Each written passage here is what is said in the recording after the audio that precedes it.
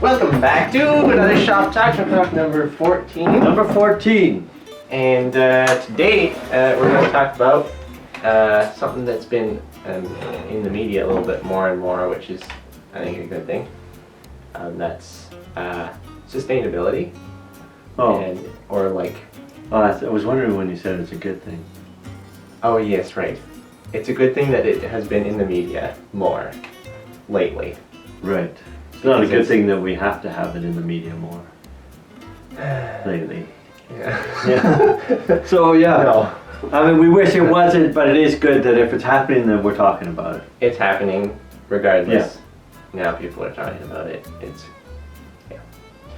And that is, I mean, I guess from our perspective, we're talking about the deforestation, old growth, logging, and Oh, even new growth logging, you're just being sustainability, being sensible about it. Yeah. Even as far as I like exotic woods. Yeah, but if they have to travel all the way from somewhere else, I mean that's your main source, and you're doing that every day. If you were doing a lot, that's a lot of travel.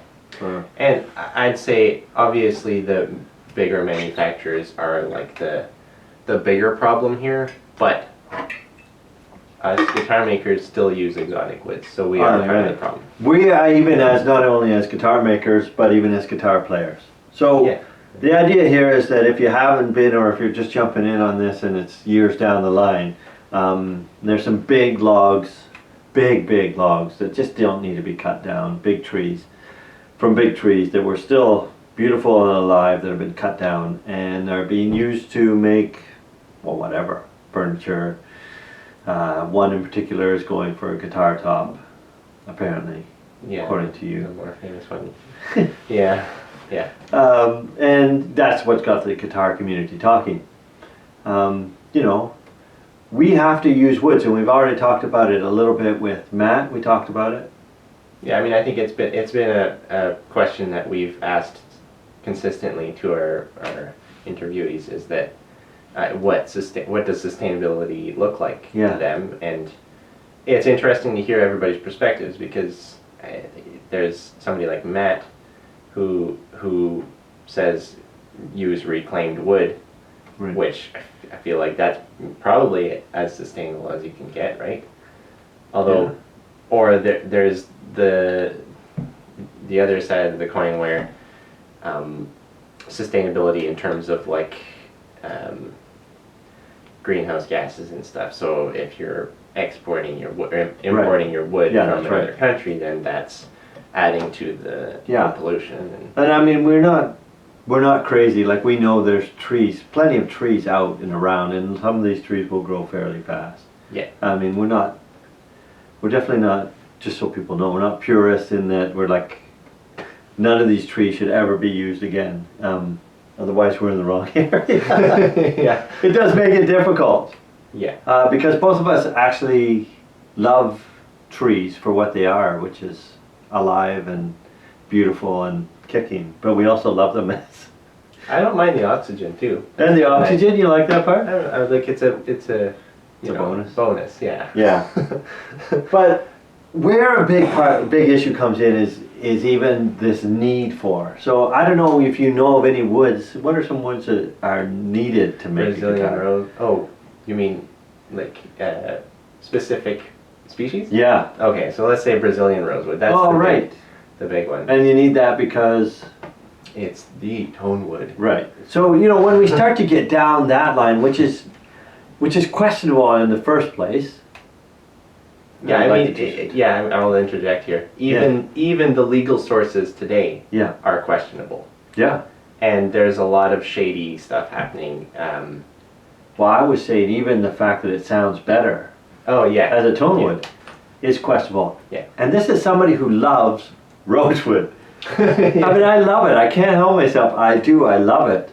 But is it going to give me a better guitar? I still have yet to be proven that is the case.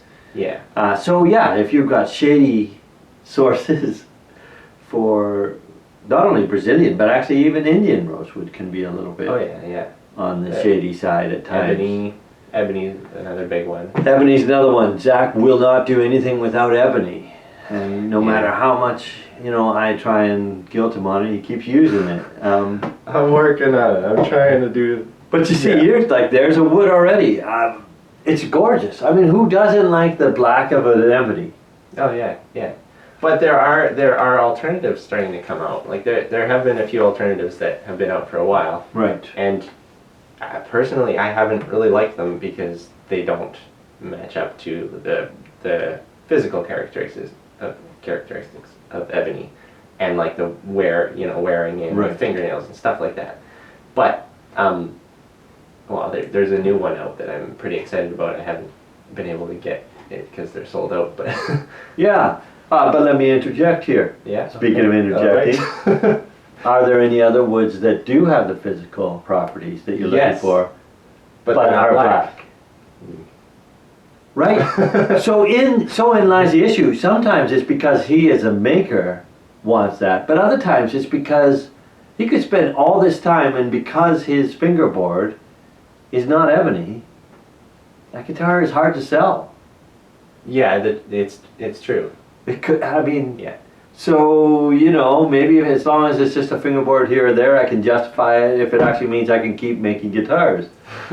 You know what I mean? But that then comes back to us as people who play and buy guitars, being maybe a little more aware of what we want, maybe the impact that has on the greater community as a whole. Yeah, and I actually did a video on this last winter. Yeah, linked right somewhere over right here. Over there. Yeah, and it was. I mean, I still totally stand behind it. It basically, I think that the only way to actually be sustainable with your wood sourcing is to actually know where it came from, who cut it down, and actually know the story behind the wood. Right. Because even like I have local woods in my shop here that were probably from a clear cut. Yeah. Probably a number of my back and side sets, necks, and that's the way the logging industry works these days, which is sad. By these days, you mean like in the last 200 years? Yeah, yeah. I remember traveling out west and seeing like just huge patches, just gone, just mountainsides just gone. Yeah. I mean, I'm sure it's growing back now, but the big trees aren't back. The big trees aren't going to be there for a long time. Mm-hmm. So just being aware of how we use woods. Maybe being conscious of looking for alternatives. That could be cool. I personally have not made enough guitars to be able to say I would do this or that, but I would like to think that I want to use woods that are either being used because they're around or that I have found to be sustainably sourced. That's what I'd like to say. If I had to make a living off of it, maybe a totally different story. Tricky there. It is really tricky. The handmade guitar market is, right now, it's not really, it's shifting, but it's really not geared towards sustainable wood. The guitars that sell quickest and for the most amount of money are the ones that are made out of the types of woods that are going extinct. Oh, and certain types of mahogany even? Yeah, Honduras mahogany. Yeah. But I mean, it's something we all need to work on. Guitar makers, guitar players, guitar making factories. Yeah. And I think it's something that needs to be, the pressure needs to be put on. Yeah. For anything to start happening. And we can talk all we want about it, but it's just like everything else. We actually have to do something about it. And I mean, it's nice if you have somebody else in the shop who can kind of question you at times. I don't think Zach's happy that bug him about his ebony use all the time. But on the other hand, you know, you can stop and it does help you to stop and think and make a conscious decision to make it using that ebony or not, you know. Yeah. Whether he buys more ebony or not, you know, this may. We'll see. Yeah. He probably has a shipment coming right now. No, we really do try our best not to. And to use as much. I mean, our bridge for our flat tops, for our Ember Series, the Ember Series guitar he's building, is old piano keys. Yeah. You know, it's the ebony off of that. That's. Yeah. I mean, if that's not. Sustainable? Yeah, if that's not. Well, I don't know how sustainable it is. Yeah. But it's being conscientious of where you're getting sourcing your wood from. There is a difference there too, being sustainable, because, like for example, if I'm using some old barn boards and boards off of barns there, that, well, after a while that will run out. That's not sustainable. Yeah. And then you'll find out that there are a group of people over just across the gap here who are taking fresh cut wood and putting them out and turning them into old looking barn boards. Yeah. True. So yeah, I mean, you know, I even making things out of pallets. Like if the pallet's going to be tossed away, sure, but if that pallet's usable, all you're doing is giving money to the pallet makers. They're happy. Their demand goes up. Yeah. Yeah. They just keep making more of them Yeah. from fresh cut wood, so you're not saving any planet anywhere. Yeah. Well, maybe Mars is being saved by that.